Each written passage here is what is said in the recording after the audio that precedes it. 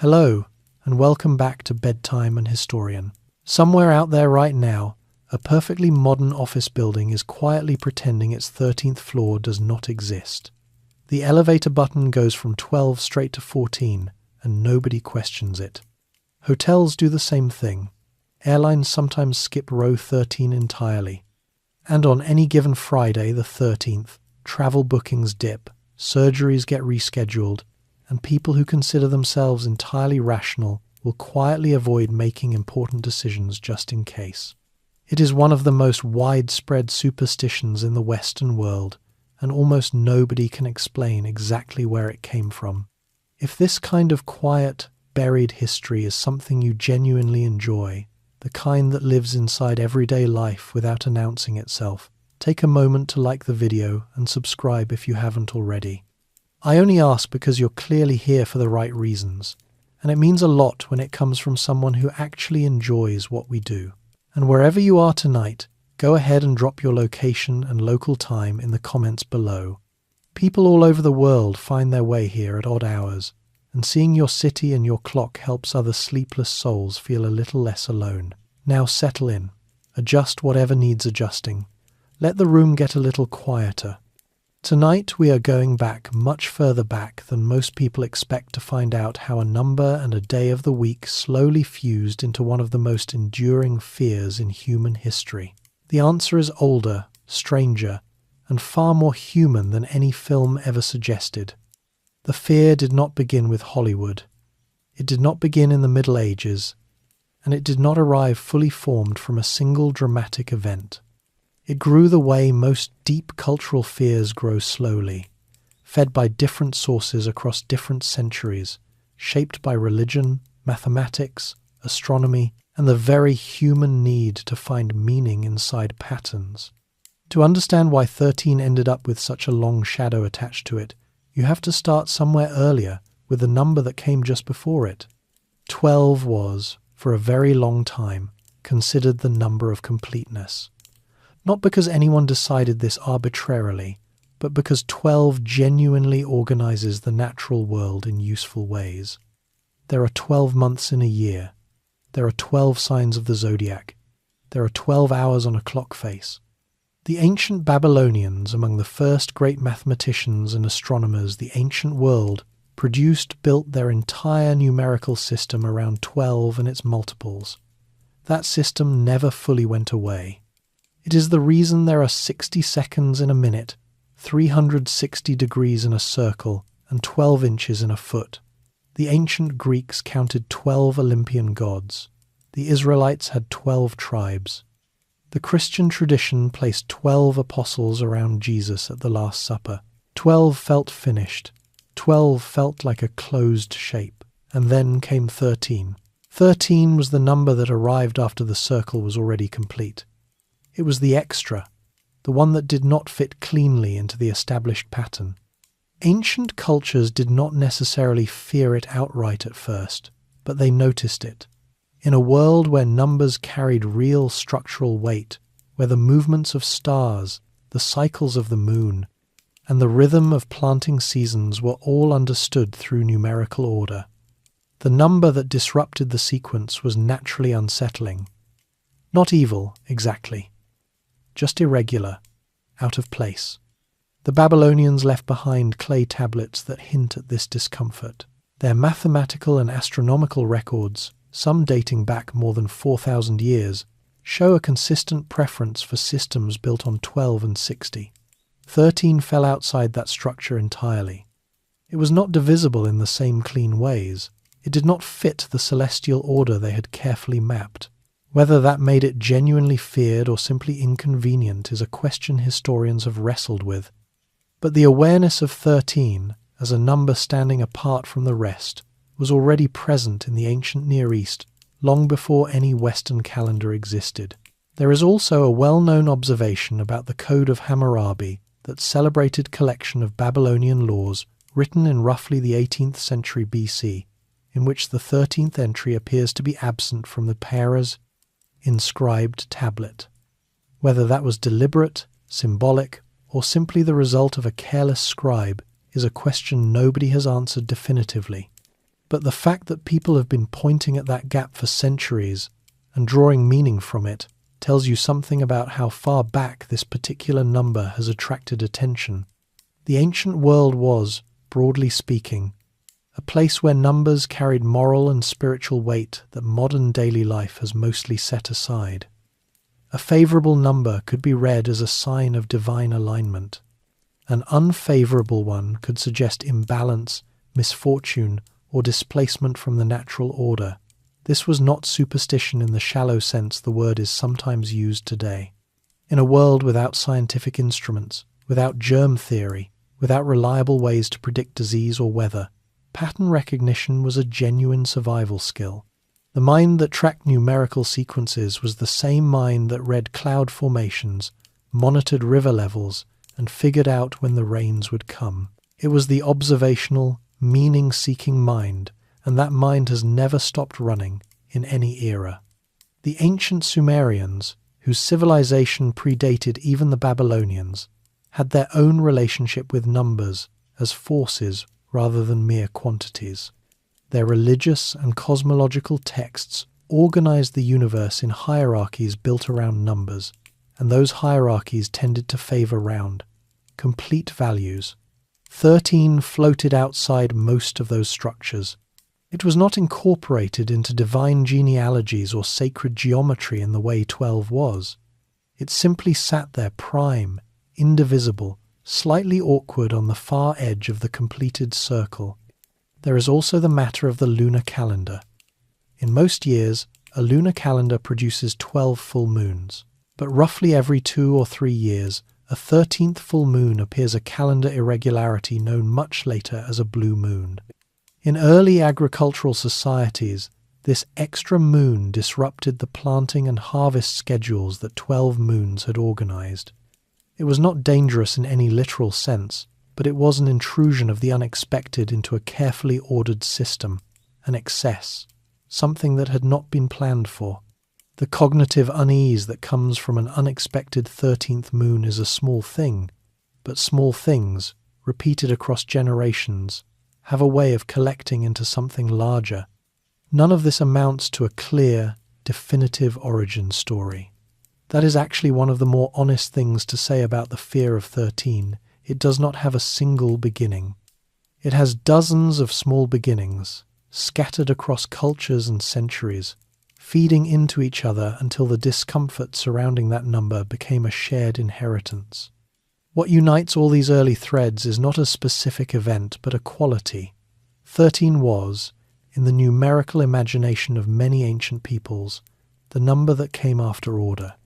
It was the one that sat just past the boundary of the complete. That position, liminal, slightly outside the accepted circle, gave it a quality that was neither fully known nor fully unknown. And things that sit in that in-between space have always made human beings uncomfortable. That discomfort is old. It is, in its own way, as old as counting itself. The stories that would eventually give 13 a fully developed dark reputation, stories involving betrayal, death, and divine catastrophe, were still centuries away. But the soil in which those stories would eventually take root was already being prepared, quietly, in the clay tablet rooms and stargazing towers of the ancient world. The number had not yet found its day. Friday was still an entirely separate matter, carrying its own complicated history that had nothing to do with 13 at all. But both were accumulating meaning, independently, across different traditions, and eventually, as traditions tend to do, they would find each other. 13 at the table. For all the abstract unease that ancient numerology attached to 13, what really locked the number into the popular imagination, what gave it a face, a story, and a lasting reason to be feared, was not a mathematical observation. It was a meal. 2 meals, actually, from 2 entirely different traditions, separated by geography and centuries, each involving a gathering of significant figures, each ending in catastrophe, and each featuring 13 as the number of those present. The coincidence is striking enough that it is worth examining both stories on their own terms before asking what it means that they arrived in the same cultural space at roughly the same historical moment. The first comes from the Christian tradition, and it is probably the more familiar of the two. The Last Supper, the final meal shared between Jesus and his 12 apostles before the crucifixion, described across all 4 Gospels of the New Testament, placed 13 people at the table. Jesus and 12 disciples gathered together in an upper room in Jerusalem on the eve of Passover, sometime in the early 1st century. It was, by any reading of the Gospels, a charged and sorrowful occasion. Jesus told those present that one of them would betray him before morning. That person was Judas Iscariot, widely identified in Christian tradition as the last to arrive, or, in some interpretations, the 13th to sit down. The specifics of how Judas became associated with the number 13 vary depending on which theological or folk tradition you consult. Some accounts emphasize that 13 sat at the table and that by the following day one of their number had committed the greatest betrayal in the Christian story. Others specifically placed Judas as the 13th guest, the one who disrupted the otherwise complete circle of 12. Either way, the association formed early and spread widely. In the Christian cultures of medieval Europe, where the church organized daily life, the calendar, education, and moral understanding, the story of the Last Supper was not ancient history. It was living theology, retold every week, painted on church walls, carved into stone, and woven into the rhythm of the year. And embedded in that story was 13, the number of the table that ended in betrayal and death. The practical consequence of this was not subtle. Across much of medieval and early modern Europe, having 13 people seated at a dinner table was considered deeply unlucky, specifically because of its echo with the Last Supper. The belief was straightforward. If 13 sat down together, one of them would not survive the year. This was not a whispered fringe belief. It was sufficiently widespread that wealthy households with superstitious guests would sometimes hire a professional dinner guest, a so-called quatrième, meaning 14th, in French, to be brought in at the last moment to make up the numbers and neutralize the omen. The fact that this profession existed at all suggests the belief was taken seriously enough to pay money to address. Now, sitting alongside this Christian narrative, there is a second story older in some respects, and coming from a completely different part of the world. In Norse mythology, the gods of Asgard once held a great banquet in the Hall of the Gods. 12 deities were invited, and seated among them Odin, Thor, Freya, and the beloved god Baldur, who was considered the most radiant and universally admired of all the Aesir. The gathering was harmonious, complete, and properly ordered. 12, as in so many traditions, represented a closed and balanced assembly. Then Loki arrived uninvited. Loki, the shape-shifting trickster god, made 13 at the table. His presence was not welcome, and the evening did not end well. Through a sequence of events driven entirely by Loki's manipulation, Baldur was killed, struck by a mistletoe dart, guided by the blind god Hother, whom Loki had deliberately deceived. Baldur's death sent the Norse cosmos into mourning, and set in motion a chain of events that would eventually lead toward Ragnarok, the great catastrophic end of the world as the Norse understood it. The parallel with the Last Supper is not exact. Norse mythology had its own internal logic, and did not exist in conversation with Christian scripture, but the structural similarity is hard to ignore. In both stories, a gathering of 12 becomes 13, with the arrival of a figure associated with betrayal and destruction. In both cases, the result is death and irreversible loss.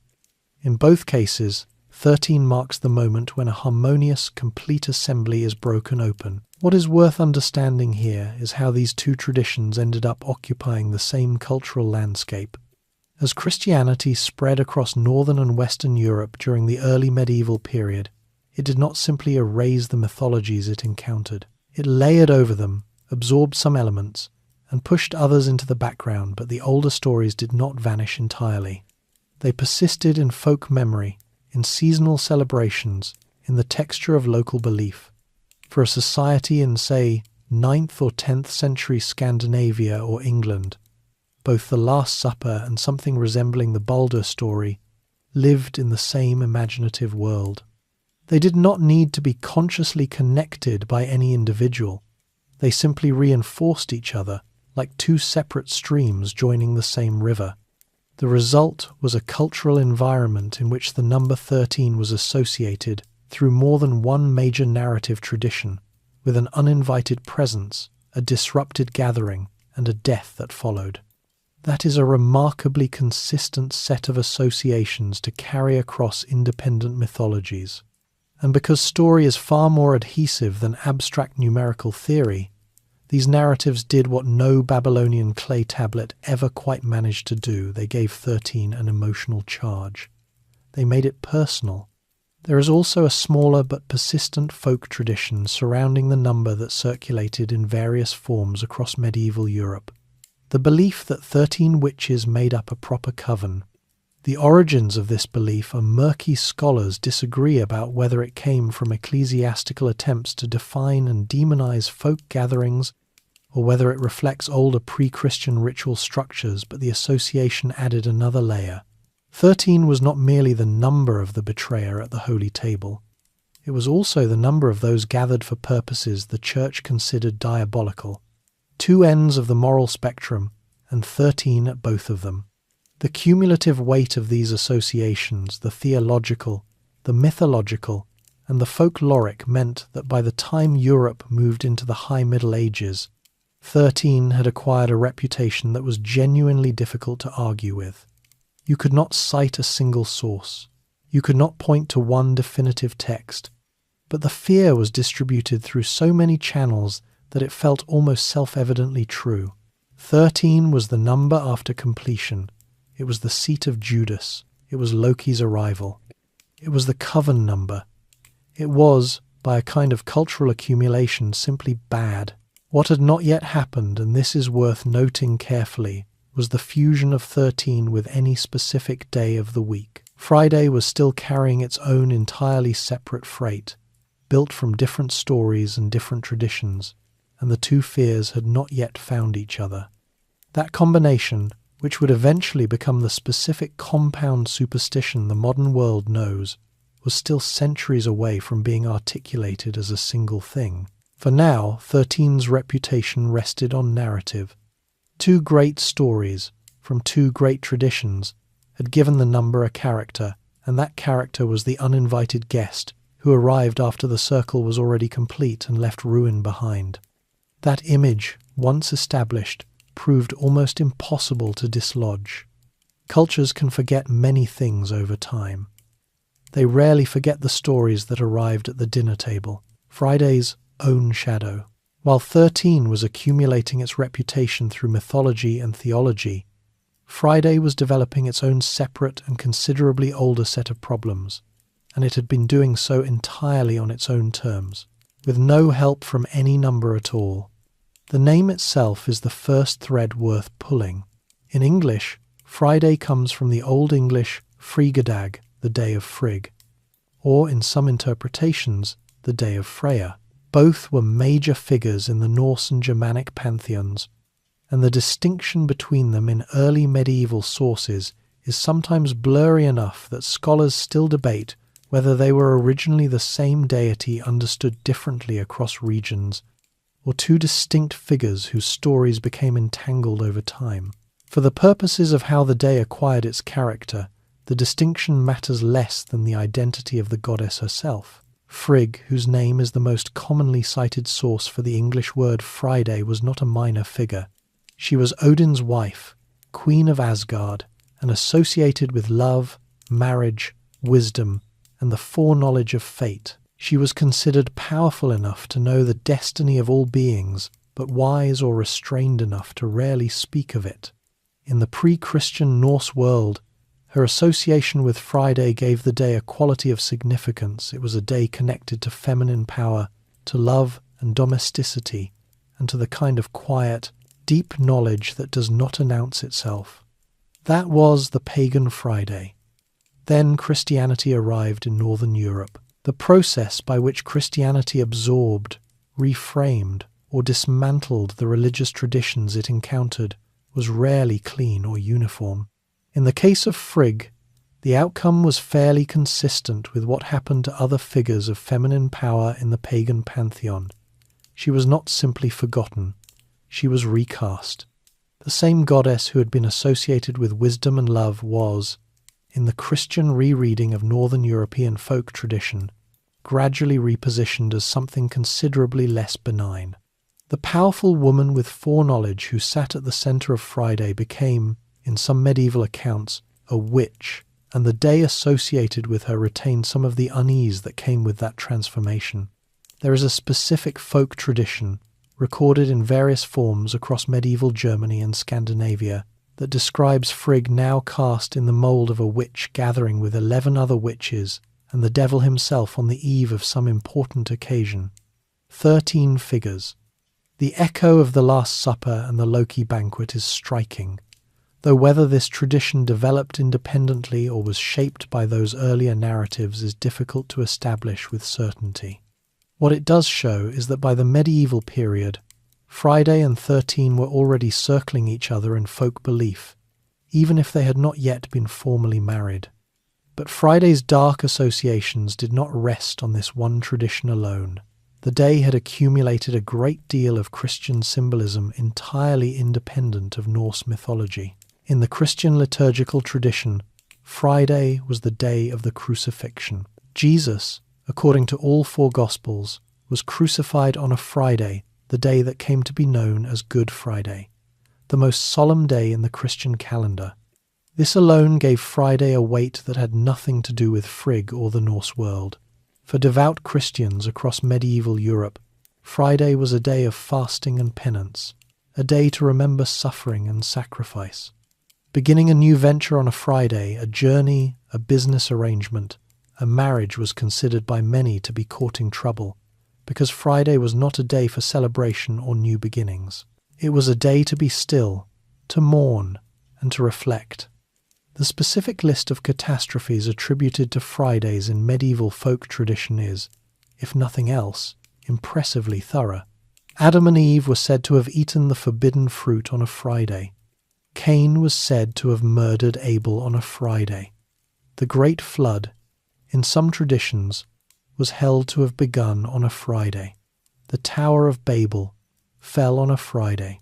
These attributions were not found in Scripture, but in the accretions of folk belief that built up around religious texts over generations, the oral traditions, the local customs, and the popular theology that ordinary people lived by, which was often considerably more colourful than anything found in official church teaching.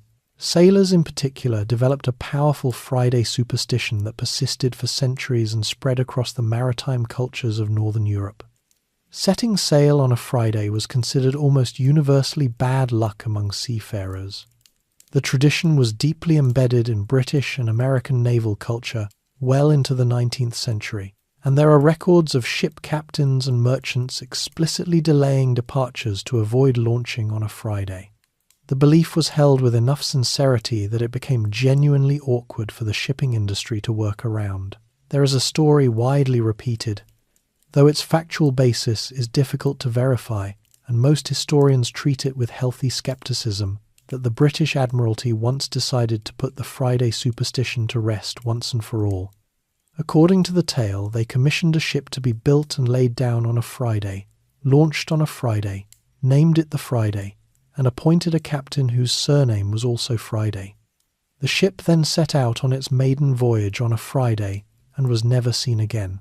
The story is almost certainly not true in its tidy, perfect details, but it circulated widely enough in the 19th century that it added to the atmosphere, and the fact that people wanted to believe it says more about the fear than any official record could.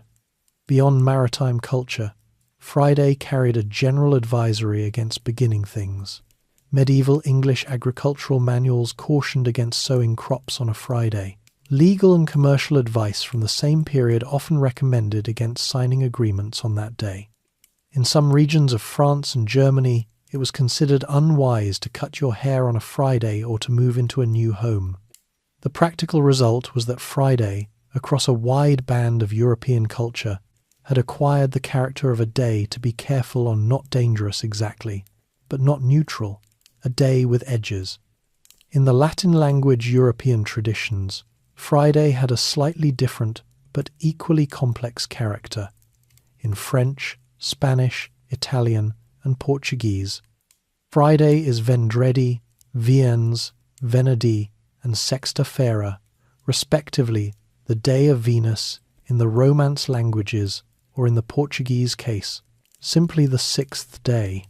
The association with Venus brought a different set of complications, because Venus herself, goddess of love, beauty, and desire, was in the Christian moral framework a figure of ambivalence at best. Her domain was pleasure and passion, neither of which was uncomplicated in medieval Catholic theology. The result was that Friday in the Romance-speaking world carried its own version of caution, associated not with death and sacrifice alone, but with the unruly power of desire which the Church considered its own kind of danger. By the end of the medieval period, then, Friday had assembled an impressive and varied collection of negative associations. It was the day of the crucifixion. It was the day of the witches' gathering. It was the day sailors would not sail. It was the day farmers would not plant. It was the day you did not want to start anything important. None of this had anything to do with 13.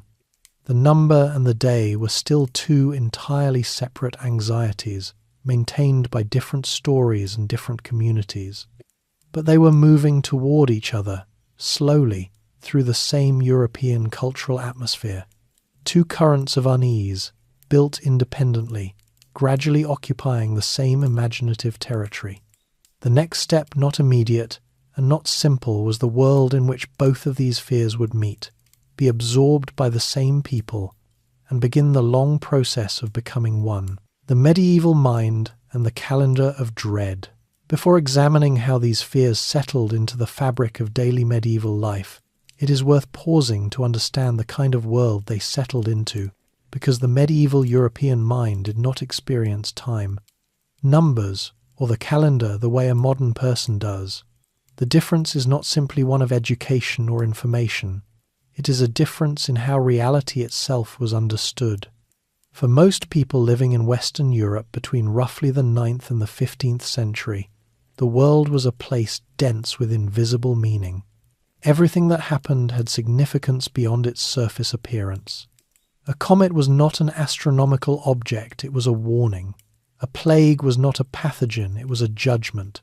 Numbers were not neutral quantities, they were carriers of divine or diabolical energy. Days of the week were not administrative labels, they were characters, each with a moral personality shaped by the planet or deity associated with them. In this framework, the idea that certain numbers or certain days might be genuinely dangerous was not a fringe belief held by the uneducated. It was an entirely coherent position within the prevailing understanding of how the cosmos operated. The Church was, officially speaking, skeptical of superstition. Church scholars distinguished between proper religious observance and the folk beliefs that circulated in the countryside and the marketplace.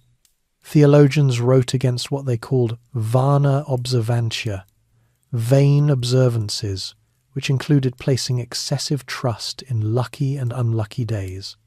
But official disapproval and lived reality are two different things, and in practice, the boundary between sanctioned religious belief and popular superstition was extremely porous. The same priest who warned his congregation against trusting in unlucky days might himself hesitate before beginning something important on a Friday. The belief had entered the cultural water supply, and no amount of theological warning was entirely effective at removing it. The Romans, who predated the medieval period but whose organizational habits shaped much of what came after, had their own elaborate system of unlucky days built directly into the official calendar. These were called dies nefasti days, on which no legal business could be conducted, no military assemblies could be held, and no major decisions could be formally made. The Roman calendar actually flagged these days in advance, carved into stone or painted on boards, so that anyone planning something important knew to check the calendar first before committing. It was, in essence, the ancient world's version of scheduling around a block day, except that the blocking was civic, legal, and religious all at once. The Romans managed to bureaucratize bad luck, which, given their general talent for bureaucracy, is perhaps not entirely surprising. Medieval Europe inherited this tradition in modified form. The concept of unlucky days survived in almanacs, agricultural manuals, and religious calendars that circulated across Europe in various forms throughout the medieval period. These texts identified days to avoid for planting, travel, bloodletting, beginning business, or entering into agreements. Some of these days were connected to saints' feast days or liturgical observances. Others were remnants of older Roman or Germanic folk calendars. Fridays appeared consistently among the days flagged for caution, alongside certain dates in the months of February, March, and August that had accumulated negative associations for reasons that were often obscure even to the people consulting the almanac. Within this world, the people who feared Friday and the number 13 were not a single, uniform group. Medieval European society was layered into distinct classes, each with its own relationship to superstition, religion, and the calendar. At the top sat the nobility and the aristocracy lords, barons, earls, and kings whose daily lives were governed by elaborate ceremony, seasonal hunting calendars, and the management of estates. A noble household in 13th century England or France was a world of thick wool and fur-lined garments in winter, linen and lighter cloth in summer, and a diet built around roasted meats, game birds, rich stews, spiced wines, and elaborate pastries at feast times. The table was a performance of status. A banquet at a noble house might feature 6 or more courses, with the choicest cuts reserved for the lord and distributed in descending order of rank as the dishes moved down the table. Superstition among the nobility was real, but often dressed in the language of chivalric or religious custom. A knight might avoid beginning a campaign on a Friday, not because he believed in witches, but because tradition said so, and tradition, in the chivalric world, was very nearly the same as law.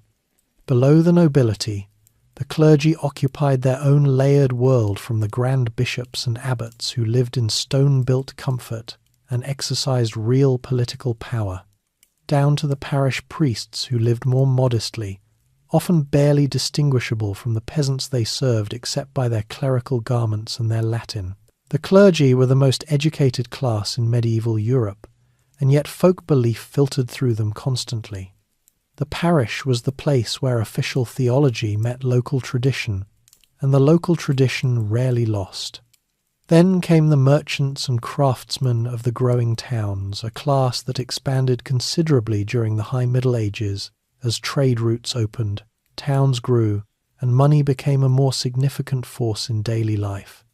A merchant family in a prosperous 13th century town might eat reasonably well by the standards of the time bread, dried fish, preserved vegetables, ale or wine, and on feast days something more ambitious. Their clothing was practical but increasingly influenced by fashion wool and linen were the standard materials, with colour and cut indicating social position as clearly as any title. This class was pragmatic about superstition.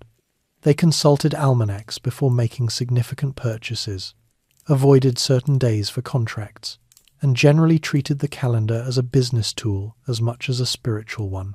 At the base of the social structure were the peasants and agricultural labourers who made up the overwhelming majority of the medieval population. Their relationship with superstition was the most immediate and the most practical, because they lived most directly at the mercy of forces they could not control. A failed harvest, a sick cow, a flooded field, these were not inconveniences but potential catastrophes. In this context, observing unlucky days was not irrationality. It was risk management with the tools available. A peasant family who avoided beginning a major task on a Friday, who would not bring 13 to a table, and who read meaning into the phase of the moon and the flight of birds, was using every possible framework to impose some order on a world that could, and often did, collapse without warning. Their diet was largely bread, pottage a thick-boiled mixture of grains and vegetables, and whatever could be foraged, hunted, or kept in a small animal pen. Meat was a luxury, salt was valuable, sugar was almost non-existent except in the households of the wealthy. Across all of these classes, the fear of Friday and the fear of 13 circulated independently, reinforcing each other through different channels. Among the nobility, it was a matter of tradition and chivalric custom. Among the clergy, it was tangled with theology. Among merchants, it was practical caution. Among peasants, it was survival instinct dressed in the language of folk belief. The same fear wore different clothes depending on who was carrying it, but it was remarkably consistent in its presence across the social spectrum. What the medieval period did for these superstitions was not to invent them, but to organize them. The Christian liturgical calendar gave Friday a fixed, annual, emotionally charged identity through Good Friday. The spread of almanacs gave unlucky days an administrative reality. The retelling of the Last Supper in every parish church across Europe kept 13's association with betrayal permanently fresh. The medieval world did not create the fear. It gave it infrastructure. The Knights Templar and Friday, October the 13th. Of all the stories that have been recruited into the history of Friday the 13th, none has been repeated more enthusiastically or treated with more suspicion by professional historians than the story of the Knights Templar. It involves a medieval military order at the height of its power, a French king in serious financial trouble, a compliant pope, and a single Friday in October of 1307 that ended very badly for a great many people. The story is real. The events happened. What is considerably less certain is whether those events had anything to do with the superstition around Friday the 13th, or whether that connection was invented much later and then worked backward into history to give the fear a dramatic origin it did not actually possess. The Knights Templar were founded in the early 12th century, originally as a military and religious order dedicated to protecting Christian pilgrims travelling to the Holy Land after the First Crusade. They took vows of poverty, chastity, and obedience, and they wore the distinctive white mantle with a red cross that became one of the most recognized symbols of the crusading era. But what made the Templars genuinely powerful was not their military function alone. Over the course of the 12th and 13th centuries, they developed into one of the most sophisticated financial institutions the medieval world had ever produced. Because Templars operated across most of the Christian world, with houses in England, France, Spain, Germany, Italy, and the Holy Land, they developed a system that functioned remarkably like an early banking network. A pilgrim or merchant could deposit money or valuables at a Templar house in one city and receive a document that could be redeemed at a Templar house in another, eliminating the dangerous need to carry large sums across long distances. Kings and nobles borrowed from the Templars, used their houses as treasuries, and relied on their administrative efficiency for managing large financial transactions. By the late 13th century, the Templars held significant debt notes from virtually every major power in Western Europe, including the King of France. That king, in 1307, was Philip IV, known to later history as Philip the Fair, a title referring to his appearance rather than his character, though the two assessments of fairness have occasionally been confused. Philip was an intelligent, cold, and exceptionally determined ruler who had spent years in serious financial difficulty. His wars were expensive, his treasury was strained, and a very large portion of what he owed was owed to the Templars. Philip, who had also recently expelled the Jews from France and seized their assets, and had done the same to Italian banking families operating in his kingdom, was not a man who considered his creditors untouchable. He found his opening in the Templars' weakened position. The crusading era was effectively over. The last Christian stronghold in the Holy Land had fallen in 1291. The Templars' original military purpose no longer existed in the same direct way, and in the years since, rumours had circulated some genuine, some almost certainly fabricated or massively exaggerated about secret heretical rituals practiced within the order. Philip was not the originator of all these stories, but he was extremely effective at using them.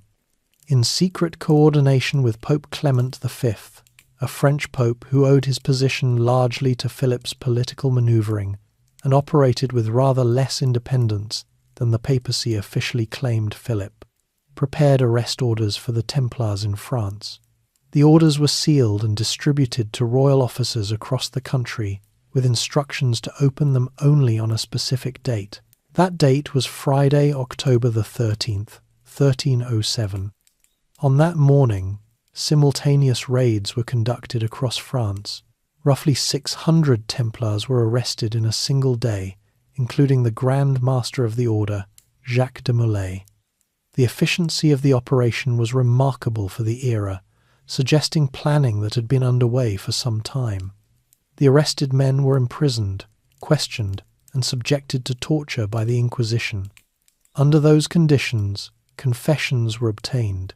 Confessions of heresy, of spitting on the cross, of worshipping a mysterious idol called Baphomet, and of various other offences that modern historians treat with enormous skepticism given the methods used to obtain them. The process of dismantling the Templar order took years. In 1312, Pope Clement officially dissolved the order at the Council of Vienne. The last Grand Master, Jacques de Molay, was burned at the stake in Paris in 1314, having recanted his earlier confession and reasserted the innocence of the order. According to a story told afterward, almost certainly shaped by later retelling de Molay, from the flames, summoned Philip and Clement to meet him before God within the year. Both men did in fact die within the year, though the causes were entirely mundane by modern analysis. Philip died of a stroke while hunting, and Clement died of a prolonged illness. Whether anyone at the time read those deaths as fulfillment of a dying man's curse, or whether that interpretation was applied afterward, is impossible to determine with confidence. Now, here is where the historical record and the popular legend part ways quite significantly.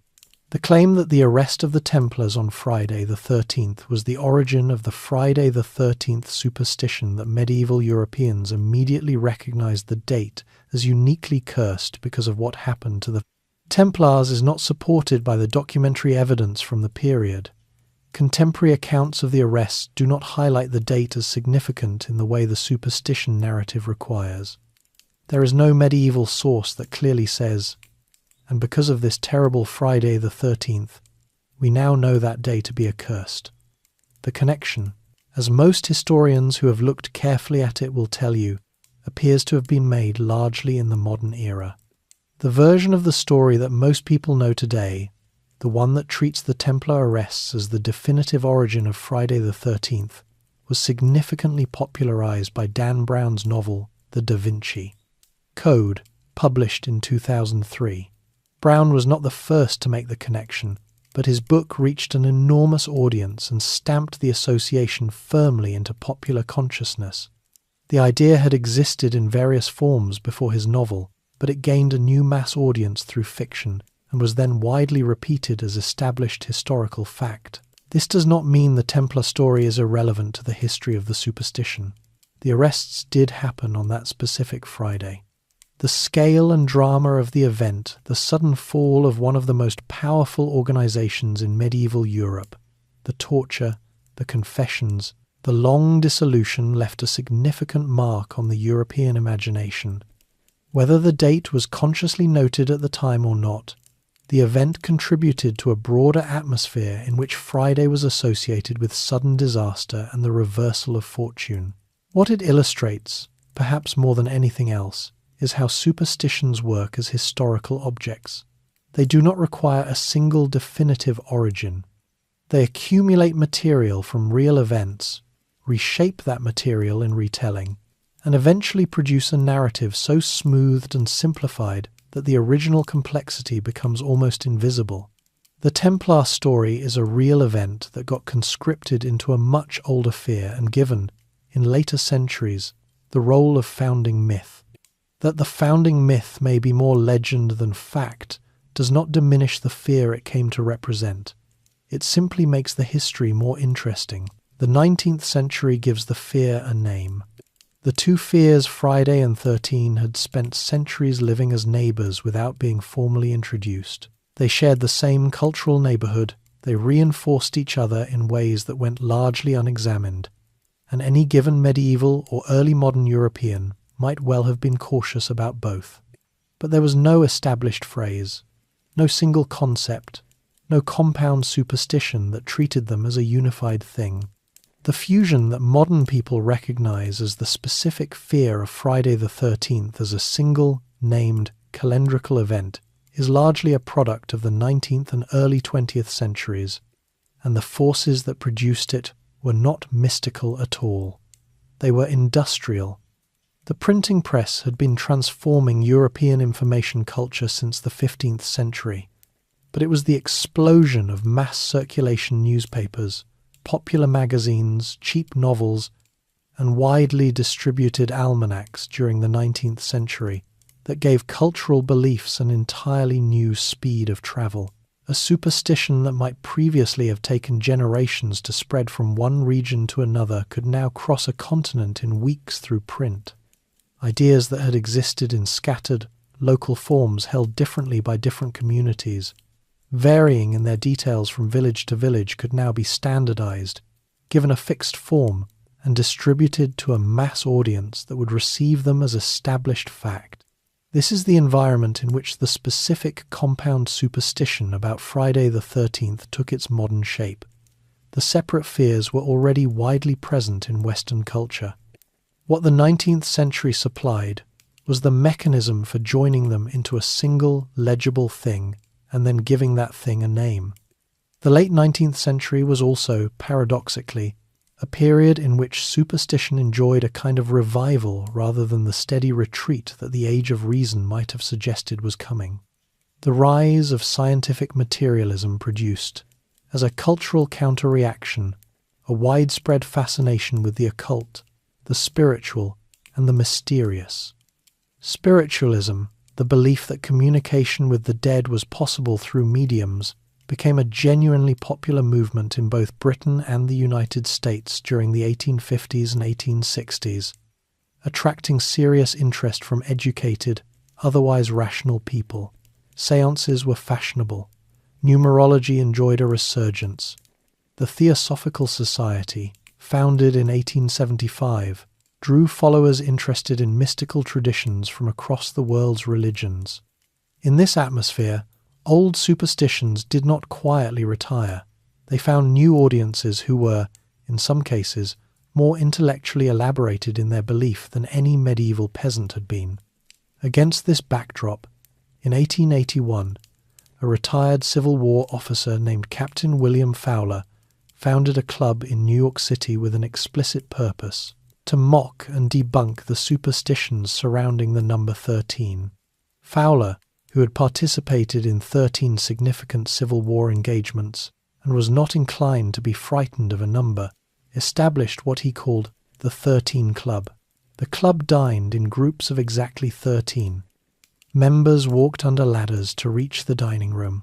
Salt was deliberately spilled at the table. The gatherings were designed to demonstrate, through cheerful collective defiance, that the superstition was nonsense. The 13 Club grew. By the 1890s it had attracted over 400 members, and its membership over the years included 5 sitting or former United States presidents: Chester Arthur, Grover Cleveland, Benjamin Harrison, William McKinley, and Theodore Roosevelt. It held regular dinners, issued public statements, and generated a fair amount of press coverage. The intended message was that educated, prominent Americans could sit 13 to a table, spill their salt, and walk under ladders without suffering any consequence whatsoever. The unintended consequence was that by dedicating an entire social institution to debunking the superstition, the 13 Club also made the superstition considerably more famous than it might otherwise have been. Newspapers covered the club's dinners with the same arch amusement they brought to other curiosities of the age. Readers who had perhaps held a vague, half-conscious unease about 13 were now reading regular articles that named the fear, described it in detail, and documented the elaborate efforts being made to conquer it. The effect was not entirely unlike publishing a detailed pamphlet about a phobia and handing it out to people who had previously only had a mild and unnamed unease about the subject. Then came Thomas W. Lawson. Lawson was a Boston-based stock market speculator and financier whose career was as colourful as his personal style, which was considerable. In 1907, he published a novel titled Friday the 13th, a thriller set in the world of Wall Street, in which an unscrupulous broker deliberately chooses Friday the 13th to manipulate the stock market and trigger a financial panic, exploiting the superstition-driven fear of other traders to his advantage. The book was not a work of great literary distinction, but it was well-timed and widely read. It landed in a culture already primed by decades of newspaper coverage, the 13 Club's antics, and the general Victorian appetite for stories about fate, fortune, and the hidden forces shaping financial life. Lawson's novel did something structurally significant. It treated Friday the 13th as a single, established, universally recognized concept, not two separate fears, but one compound event, with its own cultural weight and its own power over human behavior. By writing a story in which the superstition was the engine of the plot, he codified the fusion. Readers who had perhaps held the two fears separately now encountered them presented as a unified thing, with a shared name and a specific dramatic identity. The novel was not the origin of the superstition, but it was a significant moment in its consolidation. The word for the fear of 13 triskaidekaphobia was coined around 1911 by a physician named Isidore Coriat in his book on abnormal psychology, borrowing from the Greek tris for 3, kai for and deka for 10, and phobia for fear. The specific compound term for the fear of Friday, the 13th paraskevidekatriophobia, drawn from the Greek paraskevi for Friday, came later, coined by a stress management consultant named Donald Dossey, who did a considerable amount of work in the 20th century studying and treating the superstition as a genuine clinical phenomenon. The fact that the fear eventually acquired not one but two long, technical Greek-derived words to describe it suggests something about how seriously the modern world, even while officially dismissing the superstition, was willing to take it. By the early 20th century, then, the fear of Friday the 13th had completed a long journey from scattered folk anxiety to named, codified, socially acknowledged superstition. It had a compound identity. It had a word. It had novels, newspaper articles, and an entire social club dedicated to its mockery. What it did not yet have, what would come in the decades ahead, was a film franchise, a global media apparatus, and the particular kind of institutional reinforcement that the 20th century was uniquely equipped to provide. The 20th century industrializes the fear. The early 20th century inherited a superstition that had been named, novelized, and argued about in print, but it had not yet been amplified through the kind of mass media infrastructure that the coming decades would build. Radio arrived in the 1920s. Cinema expanded through the same decade and into the 30s. Television reshaped domestic life from the 1950s onward. And each new medium, in its own way, found uses for the fear of Friday the 13th, sometimes to report on it, sometimes to debunk it, sometimes simply to entertain with it, and often, whether intentionally or not, to deepen it. Newspapers through the first half of the century continued to run periodic Friday the 13th articles with a consistency that was almost ritualistic. Every time the date appeared on the calendar, editors could be relied upon to commission a piece, either a light feature on the history of the superstition, or a report on the economic disruptions the date was causing, or an interview with someone who claimed to have suffered or benefited from it. The coverage was almost always slightly amused in tone, pitched at readers who were assumed to be too rational to actually believe in the superstition but sufficiently interested to read about it. This particular pitch, knowing enough to be above the fear but curious enough to engage with it, turned out to be remarkably durable and it describes a significant portion of how the modern world relates to Friday the 13th even today. The economic dimension of the superstition became measurable in the 20th century in a way it had never been before. As modern economies grew more complex, the cost of collective behavioral changes became something that could actually be tracked. Various analyses and estimates produced by economists, insurance companies, and business analysts at different points during the century suggested that Friday the 13th generated measurable disruptions in certain industries. Travel bookings dipped. Elective medical procedures were rescheduled. Real estate transactions were delayed or avoided. Wedding bookings on that date remained consistently lower than on comparable Fridays. Some estimates put the aggregate economic impact of the superstition in the United States alone in the range of hundreds of millions of dollars per occurrence, factoring in reduced commercial activity, rescheduled events, and the various ways in which individuals reorganized their behavior around the date. Whether those figures were precise or impressionistic matters less than what they illustrate. The superstition had, by the mid-20th century, become large enough to move money. Fear of a calendar date was generating a measurable behavioral effect in a modern industrial economy. That is, depending on how you look at it, either a testament to the remarkable persistence of ancient folk belief or a fairly efficient demonstration of how thoroughly irrational the rational modern world remains when it comes to certain very old anxieties. Then came the film. In 1980, a low-budget American horror film directed by Sean Cunningham and written by Victor Miller was released under the title Friday the 13th. The production budget was modest, roughly $550,000. The premise was straightforward: a summer camp with a violent history, a series of murders, a mystery about who was responsible. The film borrowed freely from the Italian horror tradition, from Alfred Hitchcock's Psycho, and from the general template of the slasher genre that had been developing since the mid-70s. It was not, in critical terms, a distinguished piece of cinema.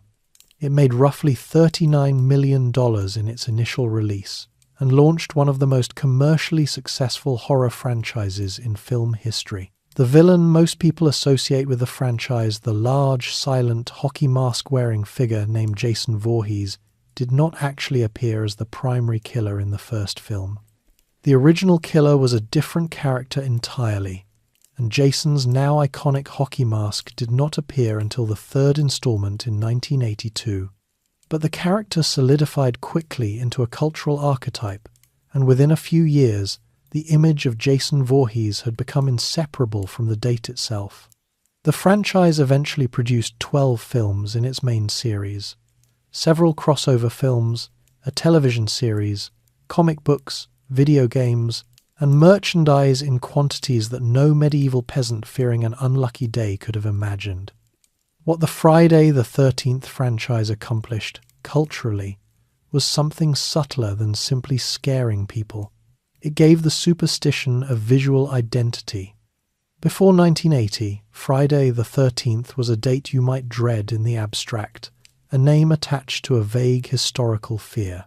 After the franchise, it had a face, a weapon, a sound, and a very specific set of images that lodged in the visual memory of anyone who had seen even a portion of one of the films. The superstition went from being a cultural inheritance to being a brand. And once something becomes a brand, its survival is no longer dependent on belief. It becomes self-sustaining through commerce and repetition. The tattoo industry, in particular, found an unexpectedly practical use for the date. In the United States and increasingly in other countries, tattoo parlors began holding Friday the 13th promotions, offering small, pre-designed tattoos at heavily discounted prices, often $13, to customers willing to come in on the day. The irony of using a day considered by millions of people to be the worst possible time to make a permanent decision to market an irreversible procedure apparently struck neither the promoters nor the customers as particularly troubling. The promotions were enormously popular. Whatever discomfort the date carried in folk tradition had been effectively converted, at least in this context, into a marketing angle. The broader media apparatus of the 20th century reinforced the superstition through sheer repetition. Every Friday the 13th generated news coverage. Every news cycle attached the date to whatever notable misfortune or near miss had occurred in the days around it. The human brain, which is naturally inclined to find patterns and connections, was being fed a steady diet of confirmed associations between the date and bad outcomes selected from the continuous stream of events that happen on every day of the year, most of which are never attached to any particular calendar significance. If a plane crashed on a Wednesday or a Thursday with no special name, it was simply a tragedy. If it happened on Friday the 13th, it was, for a certain type of coverage, a data point. The 20th century did not deepen the superstition by adding new mythological content. It deepened it by volume, by repetition, and by the particular genius of mass media for taking something people already half believed and reflecting it back to them, slightly amplified, until the reflection began to seem more real than the original feeling. The fear that had begun as a quiet numerical discomfort in ancient Babylon accumulated theological weight in medieval Europe and acquired a name in the early 20th century, now had a franchise, a tattoo special, and an annual news cycle. It had become, in the fullest modern sense of the word, an institution. What science and psychology actually say. At some point in the 20th century, researchers began looking at the fear of Friday the 13th not as a historical curiosity or a cultural artifact, but as a measurable phenomenon, something that could be tested, quantified, and analyzed with the tools of statistics, psychology, and behavioral science. The results were, depending on your expectations, either reassuring or quietly amusing. One of the more frequently cited studies came out of the Netherlands and was published in the American Journal of Public Health in 2008. Dutch researchers examined traffic accident data, fire reports, and hospital admissions on Fridays the 13th compared with other Fridays throughout the year. The findings were not what most people would have predicted. Friday the 13th did not produce more accidents. It produced fewer. The numbers of traffic incidents and emergency admissions were measurably lower on Friday the 13th than on comparable ordinary Fridays. The researchers' explanation was straightforward. People who were anxious about the date drove more carefully, stayed home more often, and generally exercised more caution than they would on a Friday with no particular reputation attached to it. The superstition, in other words, had made the day slightly safer. The fear of bad luck was functioning as its own accident prevention program. A Finnish study found broadly similar patterns. A British medical journal article from 1993 had examined hospital admissions and road traffic data on Fridays the 13th compared to Fridays the 6th, and found some differences, though the methodology drew criticism and the findings were modest enough that subsequent researchers did not consider the matter definitively settled in either direction.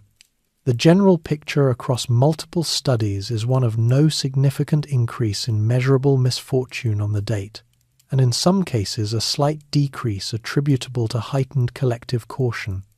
This is not a particularly satisfying result for anyone hoping that science would either vindicate the superstition or dramatically disprove it. The reality is more mundane. Friday the 13th is, statistically, a day like other days. Things happen on it, good things, bad things, and the vast majority of events that are neither in proportions consistent with any comparable Friday. The perception that it is uniquely dangerous is a feature of how human beings process information, not a feature of the calendar. The psychological mechanisms at work are well documented and not specific to this particular superstition. Confirmation bias is probably the most powerful of them. The human brain does not record experience neutrally. It records experience selectively, weighting events that confirm existing expectations more heavily than events that contradict them. If you believe Friday the 13th to be unlucky and you miss your train that morning, the missed train becomes evidence. If you believe Friday the 13th to be unlucky and you have a perfectly pleasant, uneventful day, the pleasant day does not get filed as counter-evidence, it gets filtered out as unremarkable. The superstition essentially has a built-in retention mechanism. It keeps everything that supports it and quietly discards everything that does not. Closely related is a phenomenon psychologists call apophenia, the tendency to perceive meaningful connections between unrelated things. The human brain is a pattern recognition machine, and it is so efficient at finding patterns that it regularly finds them in genuinely random data. Show a person a sequence of coin flips, and they will begin to see patterns, predict outcomes, and feel confident about connections that are entirely illusory. This is not a flaw in human cognition. It is a feature, a deeply useful feature, in an environment where real patterns exist in weather, animal behavior, and social dynamics, and where recognizing them quickly is a survival advantage. The cost of that efficiency is a brain that will find patterns even when none exist, and Friday the 13th is, in a psychological sense, a very well-prepared surface for pattern finding to attach itself to. The availability heuristic adds another layer. Events that are vivid, recent, or emotionally charged are more easily recalled, and that ease of recall makes them feel more common than they actually are. A plane crash that occurred on a Friday, the 13th, will be remembered by people who heard about it long after a crash on an unremarkable Thursday has been forgotten. The memorable association between the date and disaster does not reflect the actual distribution of disasters. It reflects the distribution of memorable associations, which is a significantly different thing. There is also a phenomenon called the nocebo effect, essentially the negative counterpart of the placebo effect. While a placebo produces positive outcomes through positive expectation, the nocebo produces negative outcomes through negative expectation. Studies have shown that patients who are told a treatment will cause side effects are significantly more likely to experience those side effects than patients who are not told, even when the treatment is identical. Applied to Friday the 13th, a person who begins the day convinced that something will go wrong is more likely to be anxious, less focused, more prone to distraction, and therefore, in a very real and non-mystical sense, slightly more likely to make the kind of small error that causes a minor accident. The superstition can, in a limited way, create the conditions for its own fulfillment not through any supernatural mechanism, but through the very ordinary workings of stress and attentional narrowing on human performance. The broader psychology of superstition has been studied extensively, and one of the more counterintuitive findings is that superstitious behavior is not simply a deficit of rationality.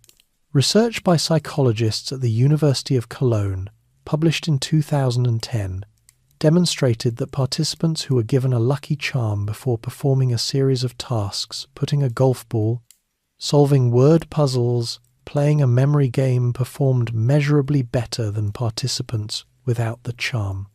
The mechanism was not magic.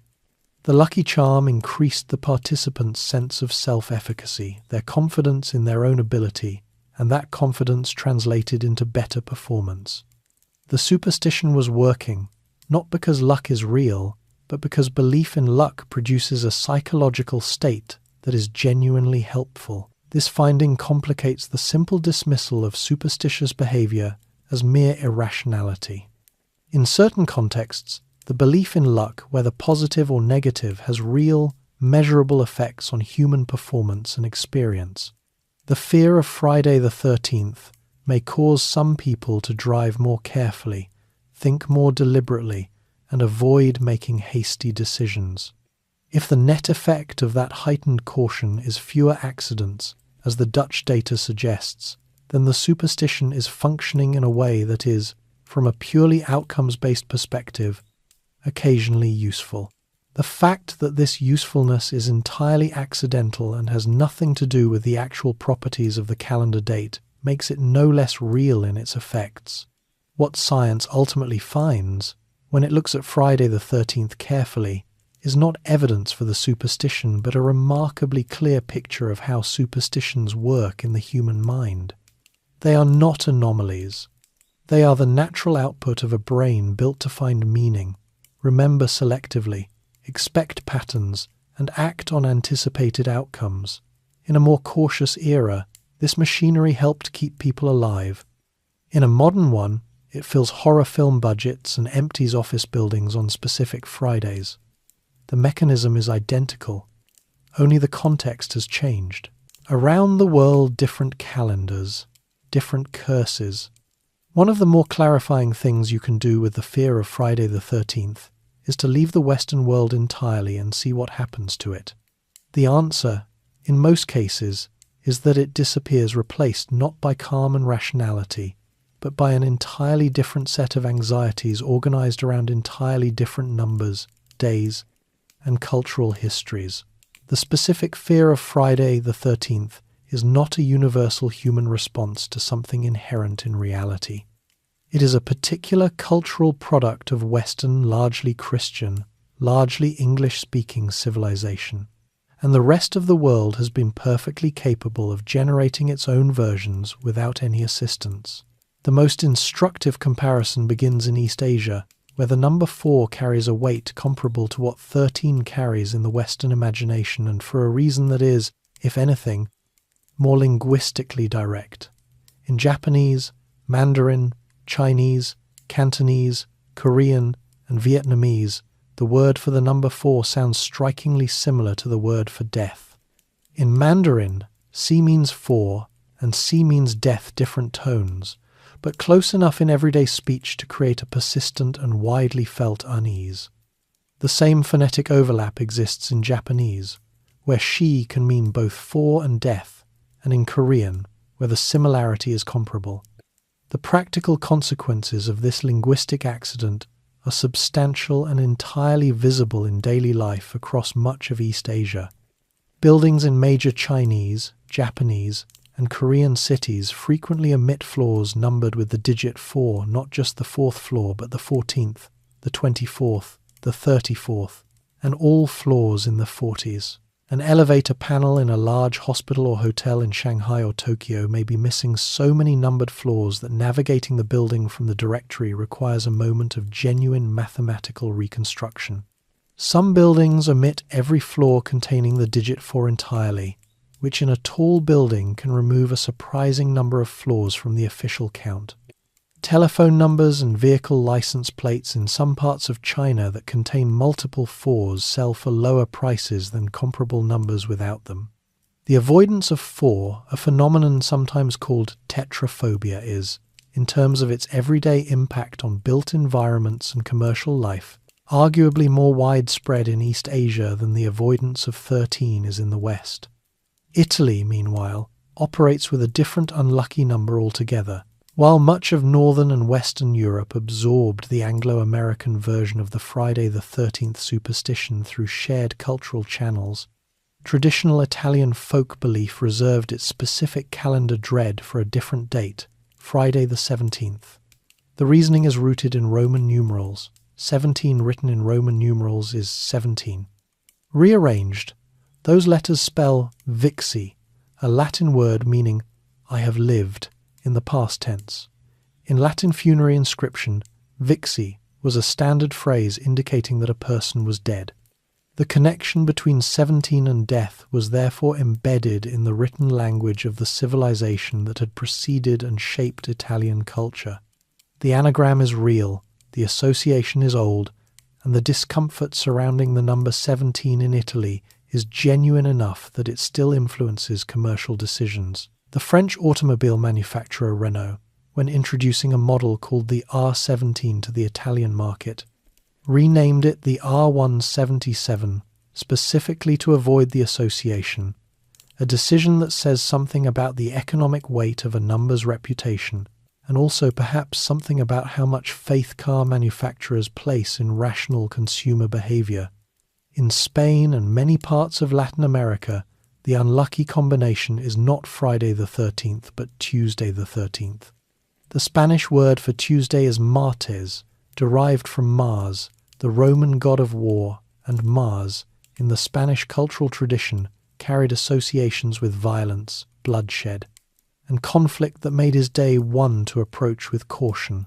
A Spanish proverb, en Marte, ni te cases, ni te embarques, advises against getting married or setting out on a journey on a Tuesday. The 13th, as elsewhere, added its own accumulated weight to the combination, but in the Spanish-speaking world it is the Tuesday, not the Friday, that anchors the dread. Greece shares this Tuesday association, and for a reason grounded in a specific historical event rather than mythological etymology. Constantinople, the great city that had been the capital of the Eastern Roman Empire and later the Byzantine Empire for over 1,000 years, fell to the Ottoman forces of Sultan Mehmed II on Tuesday, the 29th of May, 1453.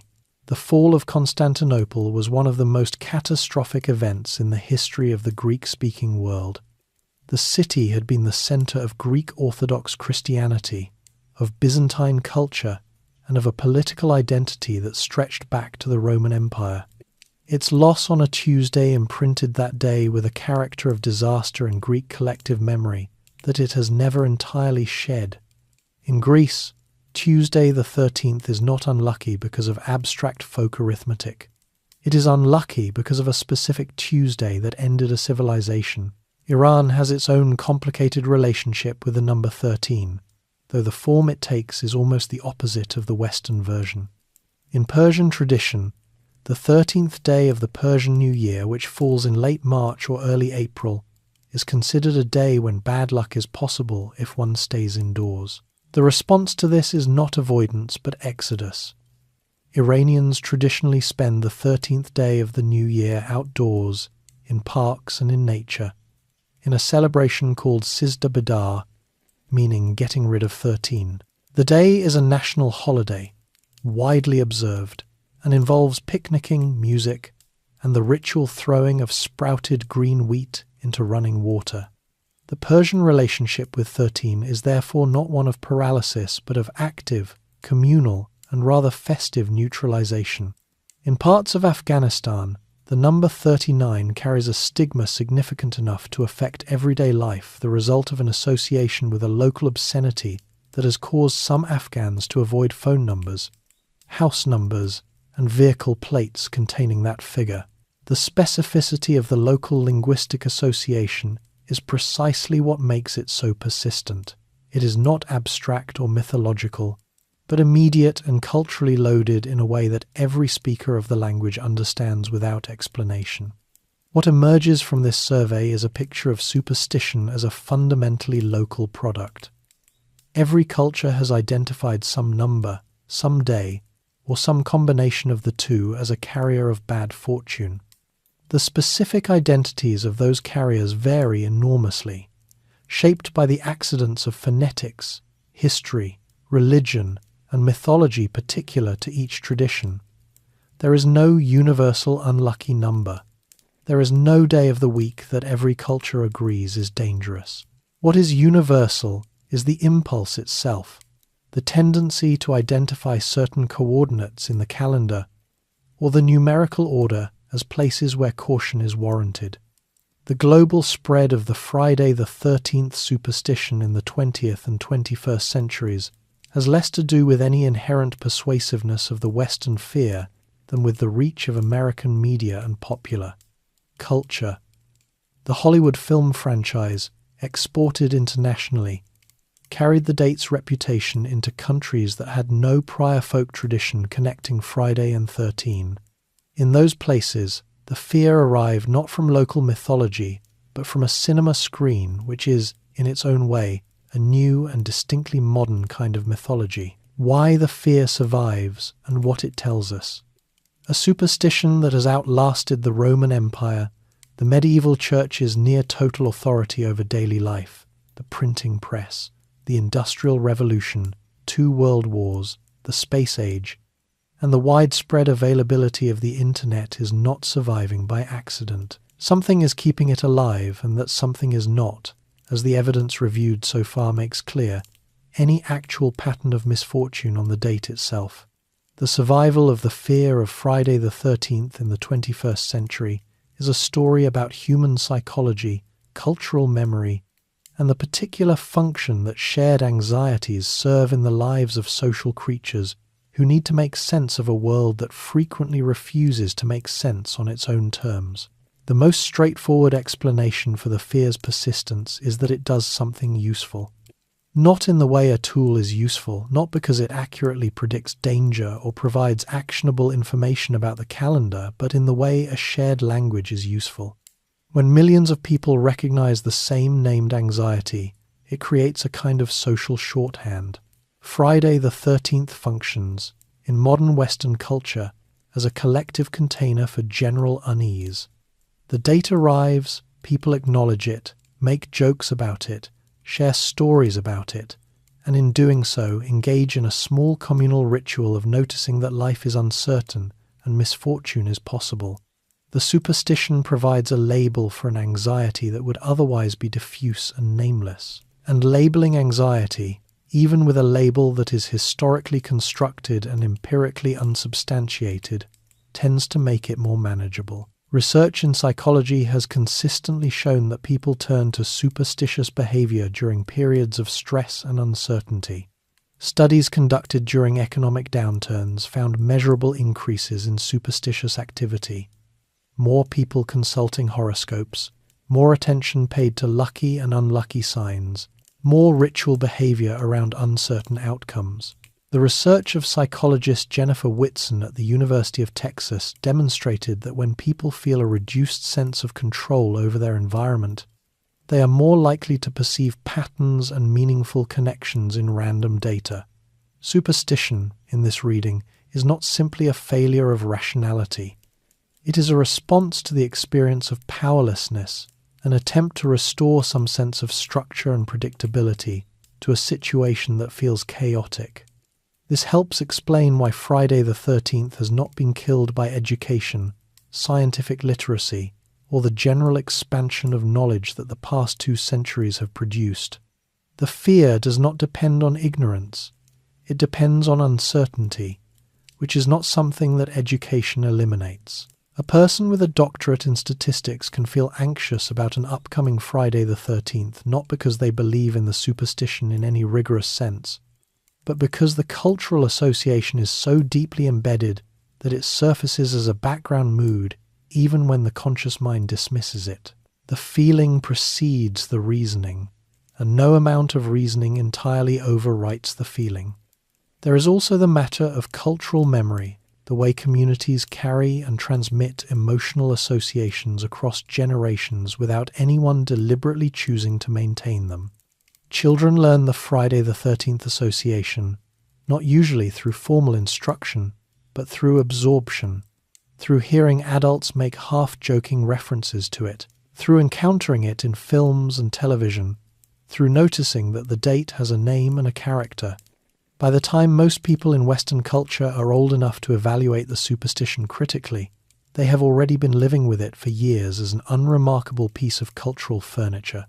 It sits in the mind the way a childhood song sits, not as a belief exactly, but as something that is simply there, returning periodically, without being summoned. The social function of the fear is perhaps its most durable feature. Shared superstitions create community. The mild collective shudder that passes through a group when someone points out that today is Friday the 13th, the jokes, the knowing looks, the stories about bad days, is a form of bonding. It is a moment of shared acknowledgement that everyone is, to some degree, subject to forces beyond their control, and that this is something humans have been noticing together for a very long time. There is a quiet solidarity in that recognition. It connects the modern person, however tenuously, to every medieval farmer who did not want to plant on a Friday, every ancient Babylonian mathematician who noticed that 13 broke the pattern, every Norse storyteller who watched Loki arrive uninvited at the god's table. The fear is a thread running backward through time, and pulling on it, even gently, connects the present to an enormous amount of human experience. What the history of Friday the 13th reveals, ultimately, is less about the calendar and more about the relationship between human beings and uncertainty. The specific form the fear takes, the combination of a day and a number, the stories attached to each, the medieval infrastructure that organized them, The modern media apparatus that amplified them is contingent and historically particular. A different civilization might have landed on a completely different anxiety and maintained it with equal tenacity. In fact, as the previous section made clear, different civilizations did exactly that. But the underlying impulse to identify something in the structure of time itself that might explain why bad things happen, to give misfortune an address rather than letting it arrive from anywhere at any moment, that impulse is not contingent. It is one of the most consistent features of human mental life across cultures and across recorded history. The need to make meaning from misfortune is not a weakness. It is, or at least was, a genuine cognitive tool built into the architecture of a brain that evolved in an environment where pattern recognition and anticipatory anxiety were survival advantages. The fear of Friday the 13th is, in this sense, a very old tool that has survived into a context where it no longer has the same practical application it once did. It does not help modern people avoid real danger in the way that reading weather signs or tracking animal behavior helped their ancestors. But it persists because the brain that generated it is still running, still looking for patterns, still attaching meaning to the coordinates of time, still building small shared myths with the people around it. In the 21st century, you can open your phone on a Friday morning, confirm with complete scientific accuracy that today is indeed Friday the 13th, and then feel a faint, entirely irrational reluctance to make an important phone call before noon. The phone knows the date. You know the date. And some older, quieter part of your cognition has filed that information under a category it has been maintaining, in various forms, for roughly 4,000 years. Technology confirming the date so you can decide to reschedule your dentist appointment is not quite what the ancient Babylonians had in mind when they first noticed that 13 fell outside the circle of 12, but it is, in its own way, a faithful continuation of the same very human habit. The fear survives because we are still the creatures who built it, and that, perhaps, is the most interesting thing about it. And there we are, the whole strange, layered, surprisingly ancient story of a number and a day that somehow ended up sharing a reputation across 4,000 years of human history. If you are still awake at this point genuinely, no judgment, there is another video already waiting for you on the screen. Go ahead and let it carry you a little further into the night. If you enjoyed this one, a like or a subscribe means more than you might think, or leave a thought down in the comments. It is always good to hear from you. But for now, let your shoulders drop. Let your breathing slow. Whatever is waiting for you tomorrow can wait a little longer. Close your eyes. Rest your mind. You have earned it. Good night.